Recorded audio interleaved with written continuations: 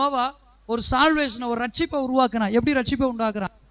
பேழையை உருவாக்குறான். ஆண்டவர் என்ன சொன்னாரோ, கர்த்தர் என்ன சொன்னாரோ அதை போல ஒரு பேழையை உருவாக்குறான். இப்ப கர்த்தருடைய வார்த்தைக்கு மற்ற ஜனங்கள்லாம் கீழ்ப்படி தான் வச்சிருக்காங்களே.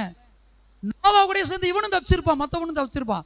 பட்டு ஒருத்தையும் கூட என்ன செய்யல, செவி கொடுக்கல. ஒன்லி அவன் ஒய்ஃபு நோவா, அவருடைய ஒய்ஃபு, அவருடைய 3 மகங்க, 3 மருமக, இந்த 8 பேர் தான் பாருங்களேன். வேற எவனாவது ஒருத்தன் இந்த கப்பல் ஏன் செய்யறீங்க அப்படின்னு கேட்டவன் அதை நம்பி சரி ஓகே இதை நானும் நம்புறேன் இருந்தா அவனுடைய அக்கிரமத்தில் கர்த்தர் மன்னிச்சிருப்பாரு. ஏன்? God made your salvation through Noah to save the people from the flood. இந்த வெள்ள பெருக்கிலிருந்து, ஜலப்பிரளயத்திலிருந்து ஜனங்களை மீட்கும்படிக்காக கர்த்தர் என்ன செய்வாருங்க? நோவா மூலமா ஒரு ரட்சிப்பை உருவாக்கினாரு. That's name is ship, gigantic ship, பிரம்மாண்டமான கப்பல். இந்த ரட்சிப்பினுடைய பெயர் என்னதுங்க? நோவாவின் காலத்துல நோவாவை கொண்டு கர்த்தர் ஒரு ரட்சிப்பை உருவாக்குறாரு. அதுக்கு பேர் என்ன பேருங்க?